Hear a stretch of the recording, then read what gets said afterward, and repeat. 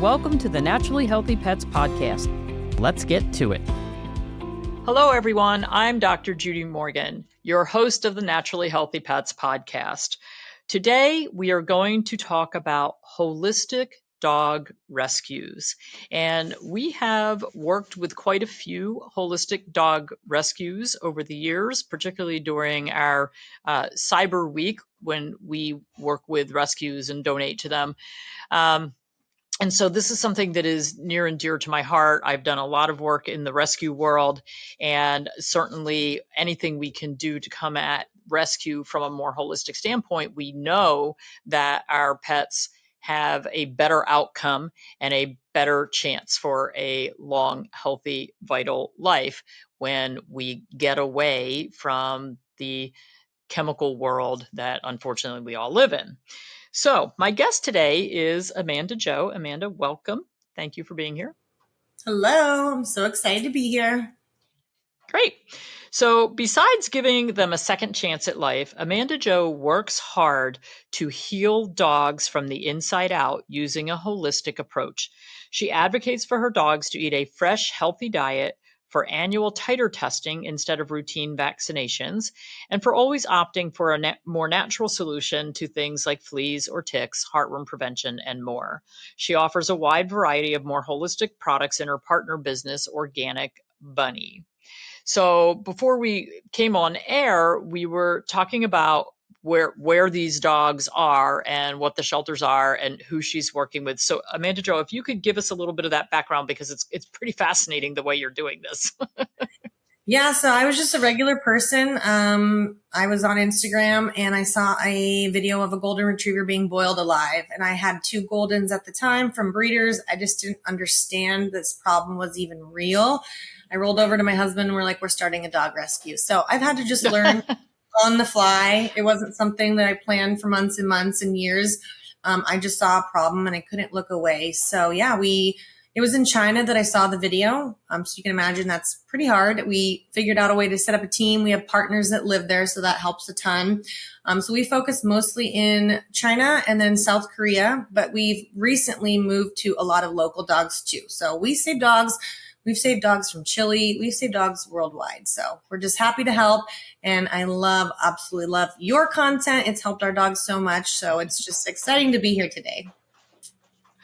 Well, that's pretty cool. How long ago did you start this? Gosh, I think we're on 6 years now. About 6 years. Wow. And how many dogs would you say have gone through your program? I think the last time we checked, it was a little bit over 700. So wow, we focus on quality over quantity. So I could have saved thousands by now, I'm sure, but we want to make sure they go into a really good home, people that understand what they've been through. So it's not the most of any rescue, but we really try to do the best by each dog. If you consider if you've done 700 dogs in 6 years, that's over 100 dogs a year. Yeah. And with the logistics of saving dogs in China and then bringing them into the US, that in itself is a nightmare. I used to do international health certificates. It's no fun. And unfortunately, they're not very holistic in what they want in getting dogs from one country to another.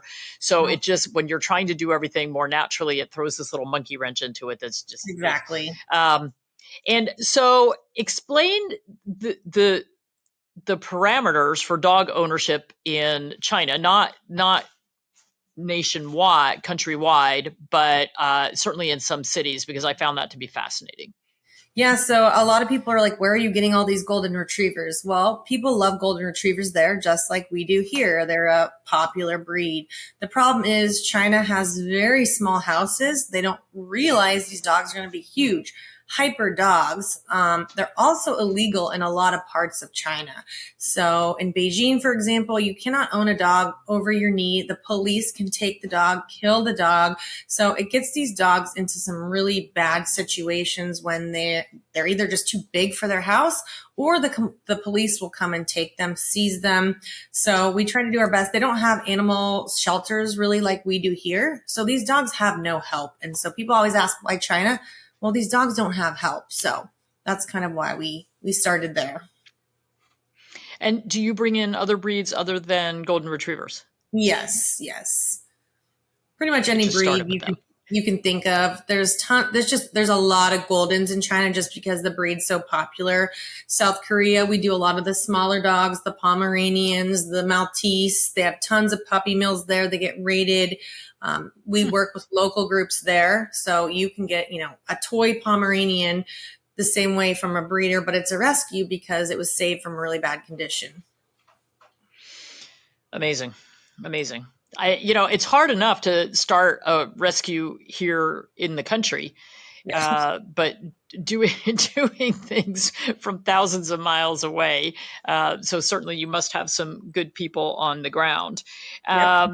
So let's talk about some of the unique challenges of rescue dogs, and what they have been through, and why changing over to holistic is even more important for these guys.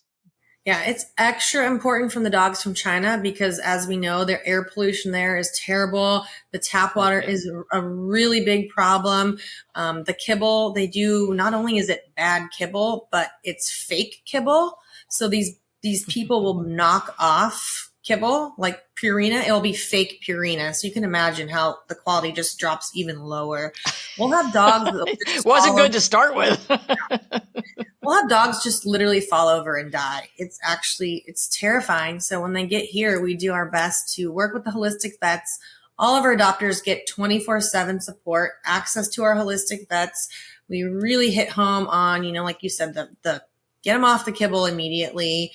Tighter testing. We hold their hand when they go to the vets. No, we don't need more vaccines. So we will literally text them as they're at the vet because people get pushed into things that they don't understand. They'll be like, oh, I don't see the rabies vaccine here. Yes, it is. It's right here. It's on the second page. So we really hold their hand, make sure they're not getting pumped full of anything else that they don't need. But yeah, the air is really bad. We actually got a water filter installed in the Beijing shelter. People gave us a hard time over that, saying it was a waste of money. But no, the water is really bad. So we do our best given the really bad situation. I've been to China.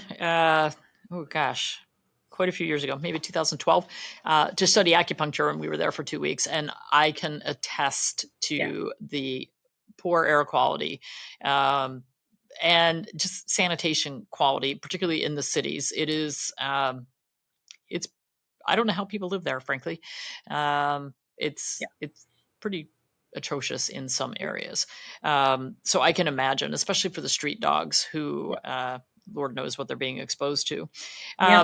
So what kind of things do you do to detox these dogs once, and are they being detoxed, and because you don't have a shelter to bring them to here in the US. So I assume you're holding them in China, trying to make them healthier, find their adopter, and then bringing them in. It depends. So when they're in China, we don't have access to the same things we do here. So if they're in China, we do our best. We'll do a lot of Chinese medicine. We do a lot of herbs. Like most rescue dogs never get fresh food at all. So a couple times a month, our rescue manager there, he'll actually give them fresh beef, fresh vegetables to try to boost what we can. It's really hard when we have 80 dogs. So really hard to give 80 dogs that care. Once we get them here, sometimes they'll go into a foster home, and that's when we'll really start the detox. They'll see the holistic vets. We'll get them on things like Super Cleanse. I love that. I think it's Glacier Peak, Super Cleanse. Get the heavy metals out. Obviously, immediately off the kibble diet. And it kind of depends on the dog. If the dog has hot spots, we have different tests we'll run to remove the stressors from their environment. And really, you see them drastically turn around. So when they're in fosters, I have way more control here. I can get them all the tests and all the fancy things. But in China, it's a little bit harder. So once they're here, that's when we really work with the adopters. Hey, are they having chronic ear infections? Let's try this. So then our vet will work with them one-on-one once they're home. So it kind of depends. How long do these dogs normally spend in foster care? I mean, I know it's variable, but. Yes, it depends. I don't know if you followed China actually shut down to import from to the United States. So USA said no more imports from China. So we actually got shut down for almost a year and a half during COVID.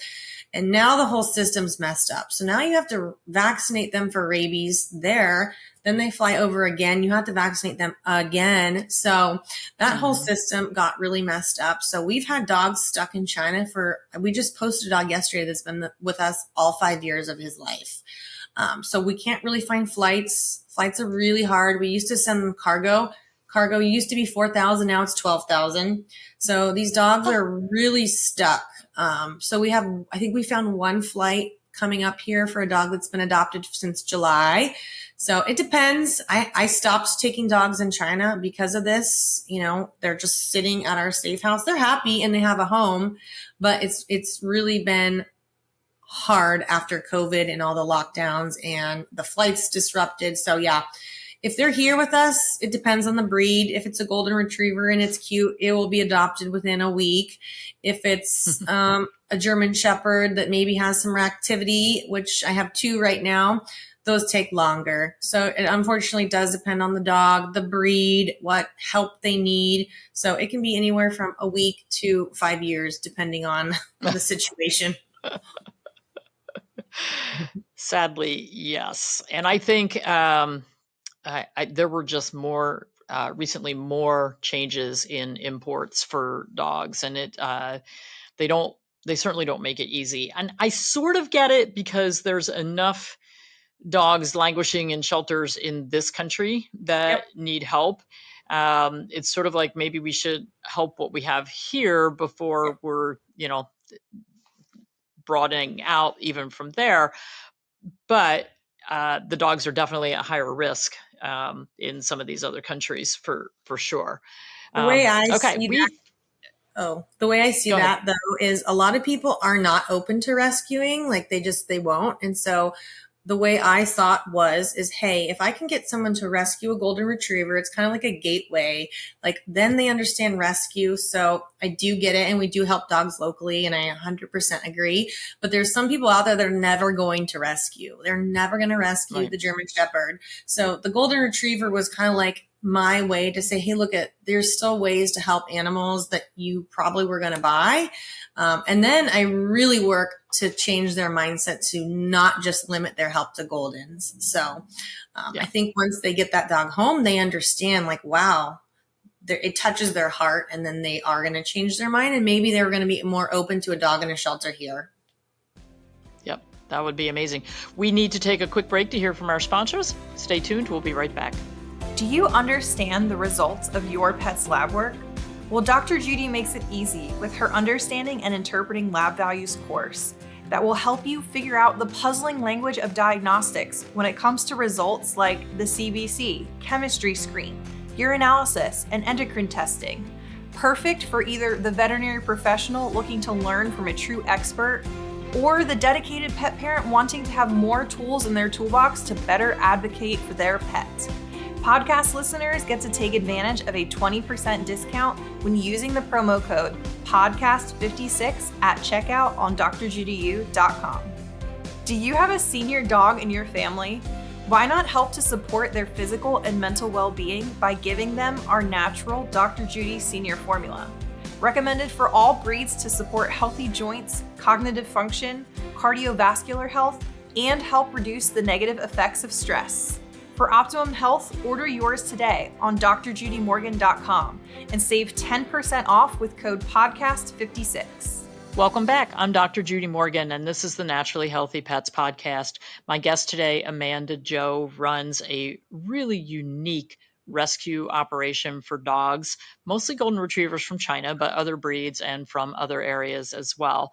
So this is fascinating and this is almost everybody that you talk to that does anything with animals. There was this, aha moment, whether it's a bad thing, a good thing. It's just sort of like, my husband and I both ended up on the school board once because we got our sample ballot in the mail and there was no one running for our district and there were 2 vacant seats. And I just looked at him and I said, that's really a shame. Somebody should do something about that. Somebody should run. And as soon as the words came out of my mouth, we went, oh, poop. And so we were write-in candidates for the school board, and both ended up on the school board for 3 years. So be careful what you wish for, because but you had that aha moment where you said, somebody should do something about this. Oh no, it's me. Exactly. Well, and over 700 dogs are very thankful for that. Yes. So, okay, once you get these dogs either at your shelter there, and I understand the difficulties of feeding 80 dogs fresh food, particularly in China. When I was there, they eat everything. Like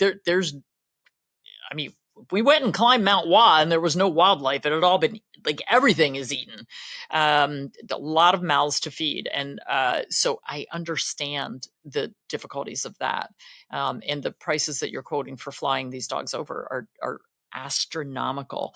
But once you get them here, what are these dogs fed? Once you get them into foster care or they're being adopted out, like, do you tell people who are adopting these dogs, like, hey, you're going to have to follow this protocol? Or if they want to go back to feeding kibble, can they do that?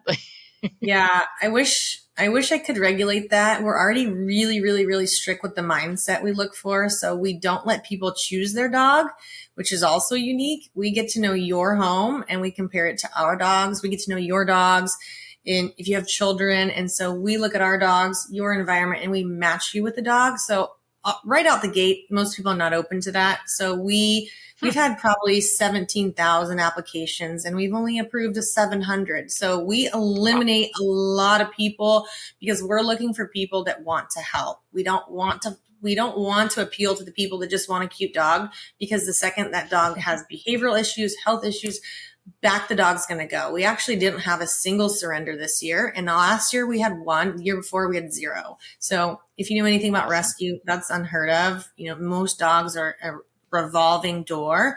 So we're really, really, really picky with who we adopt to, because we want to get it right for these dogs. We want the trauma to stop, as you know, stress, depression, emotional, stored in their body. Those cause bad health problems too. So we really want to stop this cycle of trauma for them. So I would love to say you can't use kibble, but we strongly, strongly advocate for why they shouldn't.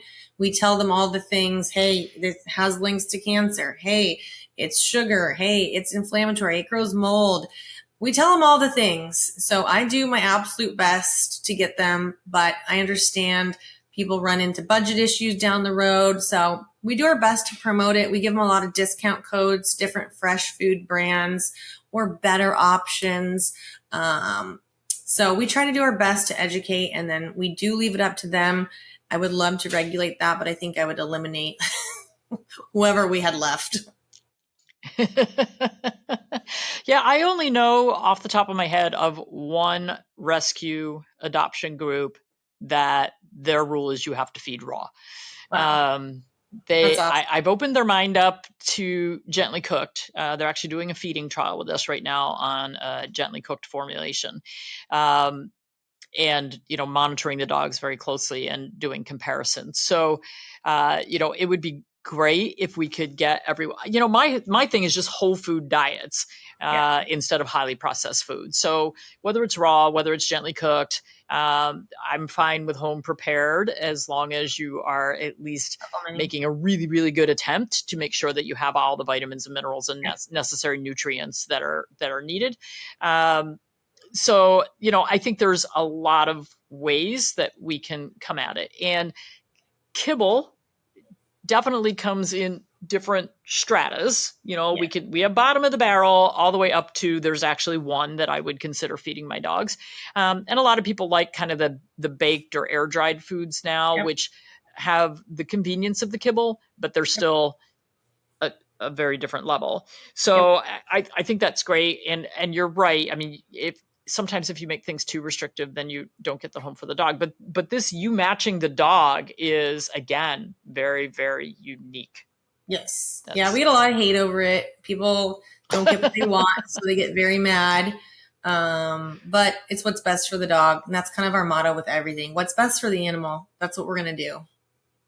Sure.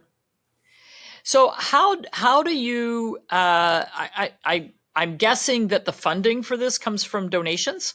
Yep. We're entirely donor supported, which is also hard. I was going to say that takes a lot. I mean, so if somebody wanted to adopt from you, is the adopter paying the airfare to get those dogs here?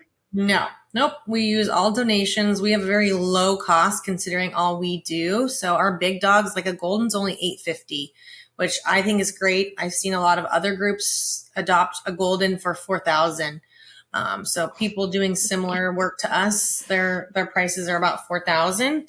So, $850 for getting, a dog that at the end of the day, they still want, I feel like is a great price, especially for all they're getting, with the 24/7 support. We do a lot of support with integrations. So we're going to tell you how to bring the dog home, what to do with your dog, baby gates, pack walks. So we really are more of like a boutique rescue. We're going to be so involved. If your dog's sick at the vet, we're going to be on the phone with you. When our dogs die, I'm crying on the phone. So we really are like a family. So $850, I feel like is more than fair for all that they get. And then anything extra, we rely on donations. How many volunteers do you have involved with your organization? Like who are they, if they're at the vet and they have a question, who are they calling? It can't always be you. I have a team. So we do have a paid team that I can rely on, which is really important. So we have different categories. I have just a handful of employees that are like my rock solid team, been with me for years. Because I need people to have real support. Volunteers, they're flaky. Oh, I can't. I'm at school. So we'll use volunteers for certain things that aren't putting the dog at risk. A lot of volunteers will go get dogs from shelters or take dogs to the vet. So we use volunteers where we can. But for my team, I have to have like an A team. And so that's another big perk of adopting with us. You're going to get real solid help. If you text someone, I'll be in the chat, but like if I'm busy, you're going to have 2 other people that will respond instantly. So yeah, I do have a team. That's amazing. How long did it take you to get that team together? Honestly, I've had most of them for years and years, some from the very beginning. I'd say, a couple years, a couple don't work out. You gotta find your people. Sure. But most of them have been with us for, a long time now. And do you find that the people who are applying, certainly the people that you are approving for adoption, because you're approving a very small percentage of the number of applications that you get. Do you find that most people are open to the holistic practices that you're promoting for these dogs? They say they are. I think the main deterrent is price. I think if it was more affordable, 100% would be open to it. I think the price is really, from what I can tell and what the feedback we get, is really a budget issue. They want to do better. So many of them are open to it though. But I think price is the real, issue. And which things do you find are the things that you get the most complaints about the price of? About the what? So, they're going to the veterinarian and there's, it doesn't cost any more to do natural flea prevention versus traditional flea prevention, which frankly, with all the new super chemicals that are so horrible, they're very expensive sometimes. So where is the biggest pushback in price, holistic versus traditional? Is it in the titers? It's the food, the titers. Food. Yeah. Food and titers is probably the most important. Water filters, all the extra tools that maybe the average home doesn't have, air filters. Of course, we don't push those on people, but people want an air filter and they just maybe can't afford it yet. They want a water filter. They maybe can't afford it yet. So they do what they can. We do give discounts to my for-profit store. So we map out their health emails. Here's how to detox. We do the rebalancer Adored Beast after their rabies vaccine. We send that to them, get them detoxed. So we do our best to do what we can. Each dog gets a goodie box. I like to put like 4-leaf rover supplements in it.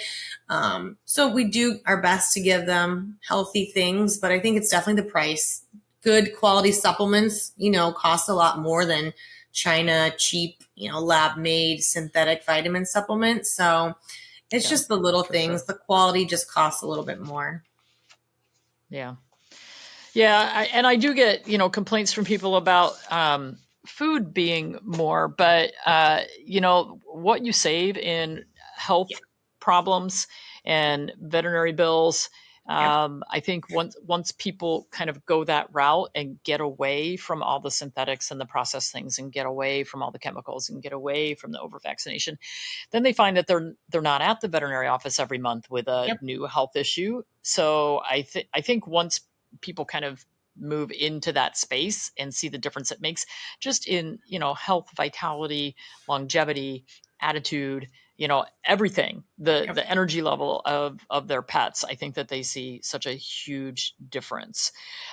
So people can get more information. Now your Instagram and your Facebook is Bunnies Buddies. Is that the rescue group? Yep. All right, Bunnies Buddies. And then your website is theorganicbunny.com, and there is a pet product line on there. So for people who are more interested, if you're like a golden retriever lover, and actually I have a couple of clients who are just golden retriever crazy and may be very interested in this. So bunniesbuddies.org is the website. You're doing, and it's BUNNYS, Bunnies Buddies. So really interesting. I love what you're doing. I think it's very cool. And I think more people need to wake up in the middle of the night and go, oh my gosh, I've got to do blah, because we need more of this in the world. So thank you, Amanda Jo, for everything that you do. We appreciate you. This is amazing work. And the dogs, thank you. Thank you for having me. Thanks for listening to another great Naturally Healthy Pets episode. Be sure to check out the show notes for some helpful links. And if you enjoy the show, please be sure to follow and listen for free on your favorite podcast app. We value your feedback and would love to hear from you on how we're doing.